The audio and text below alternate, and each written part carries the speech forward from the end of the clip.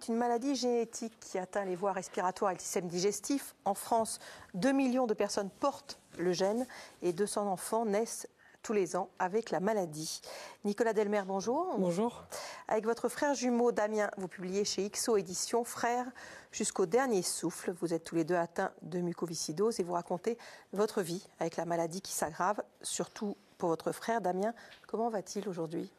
Pour Damien, aujourd'hui, ça reste compliqué puisqu'il a de très gros problèmes digestifs.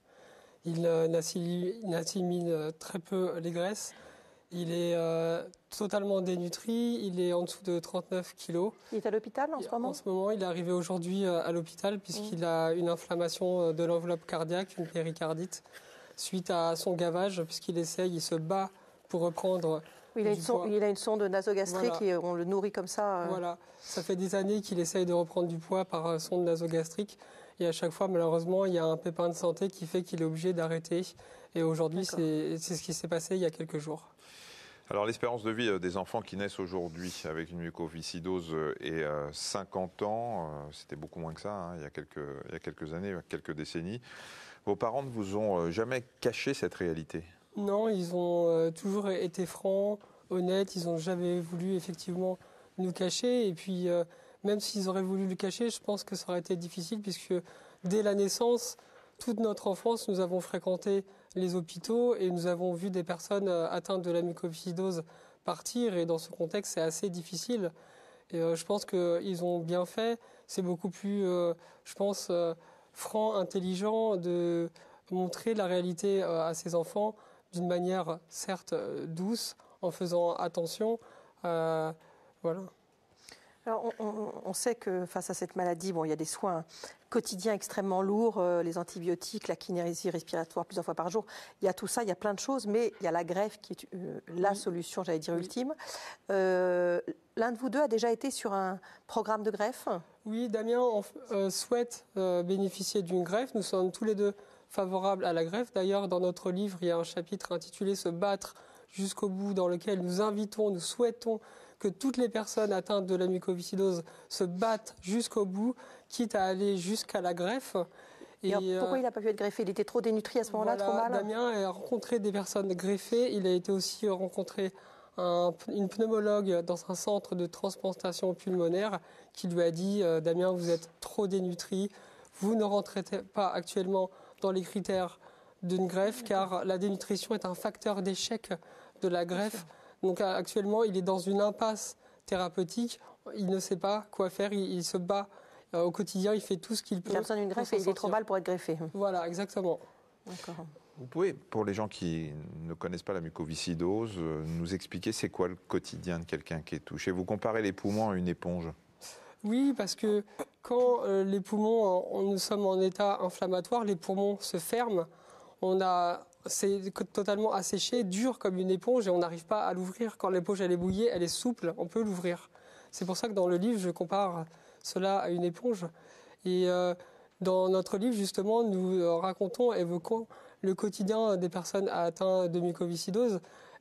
C'est 2 à 6 heures de thérapie par jour en fonction de l'atteinte. C'est des aérosols thérapies, des kinésithérapies. Oui, vous décrivez les séances de kiné, c'est... Voilà. C'est très épuisant, c'est 2 par jour minimum au quotidien, avec 20 à 30 médicaments avalés par jour.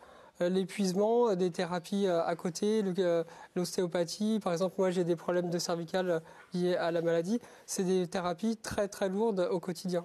Je vais parler de votre combat, mais juste j'ai évoqué la greffe pour votre frère. Si on vous proposait à vous une greffe aujourd'hui, vous diriez quoi ? Alors, je pense que je dirais oui. Psychologiquement, on doit tous se préparer. C'est pas au dernier moment qu'on doit y réfléchir, parce qu'il y a des personnes qui refusent parce qu'elles ne souhaitent pas, ne supportent pas avoir un corps étranger en elles. Et moi, j'invite toutes ces personnes qui le refusent à bien mûrir cette réflexion. Au départ, moi, quand j'ai été adolescent, c'était difficile d'intégrer cette idée en moi. Et au fil du temps, au fil de l'aggravation de la maladie, j'y ai mûrement réfléchi. Et je pense qu'il est primordial d'accepter la greffe et de se battre jusqu'au bout. Marina parlait de votre combat. Ce combat, c'est pour la fin de vie. Oui. Comment vous la voyez, la fin de vie ? Difficile de la voir de la fin de vie, puisque c'est une maladie dans laquelle il est très difficile de se projeter dans l'avenir. On ne sait pas comment ça va se terminer, si la greffe va arriver. Et puis la greffe, c'est pas quelque chose qu'on peut porter toute notre vie, hélas. Mais vous vous battez pour que la loi française évolue. Voilà, on souhaite anticiper, on souhaite prévoir. C'est pour ça que nous sommes pour la légalisation de l'euthanasie, du suicide assisté et du développement des soins palliatifs afin de prévoir, d'assurer au mieux notre qualité de vie le jour de notre fin de vie. Et ça concerne tout le monde. On souhaite remettre la volonté du patient au centre du dispositif. Ça nous paraît primordial. Votre frère d'ailleurs avait écrit à François Hollande et a discuté par visioconférence avec lui, avec des propos qui sont très, très forts et très, très intéressants. Est-ce que néanmoins, on sait que la loi évolue lentement, on ne sait pas ce qu'elle sera, même si les rapports des députés ont fait avancer les choses. Est-ce que vous vous êtes promis des choses l'un à l'autre, éventuellement, de pouvoir vous aider si c'était nécessaire? Oui, bien sûr, on a conclu un pacte il y a quelques années. Nous y avons mûrement réfléchi, au cas où personne ne pouvait nous aider et au cas où l'un de nous deux était à vivre, à tomber dans une situation de déchéance extrême, de souffrance intenable.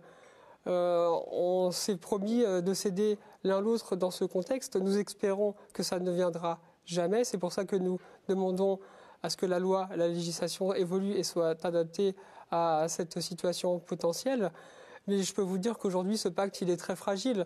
On n'a pas les moyens sous la main de nous faire partir. Il y a des euthanasies clandestines qui sont souvent ratées. Nous, on n'a pas envie de faire n'importe quoi. Les médecins n'ont pas envie de nous venir en aide dans ce cadre-là parce qu'ils ont peur d'être radiés de l'ordre des médecins ou d'être jetés en prison parce qu'ils ont bravé la loi. Donc c'est très compliqué, ce pacte est vraiment très fragile. Mais quand vous parlez de déchéance, on ressent en tout cas dans les propos de votre frère à la fin du livre une déchéance psychologique et morale qui est très importante. Oui, dans toutes les maladies graves, dans des contextes de maladies graves, incurables, on ne peut pas ne pas souffrir. Et la souffrance est en même temps psychique et physique. Cela dit, Damien est conscient de ses choix, de son combat jusqu'au bout. Il reste lucide.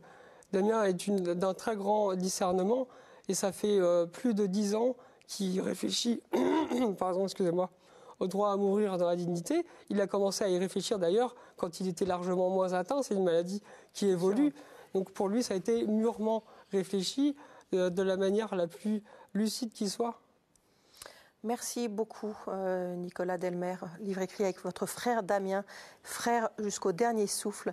C'est paru chez XO Éditions. Et puis vous lui souhaiterez beaucoup de courage de notre part. Merci Marina, merci Michel. Tout à l'heure à 14h30, Allô Docteur, on va parler de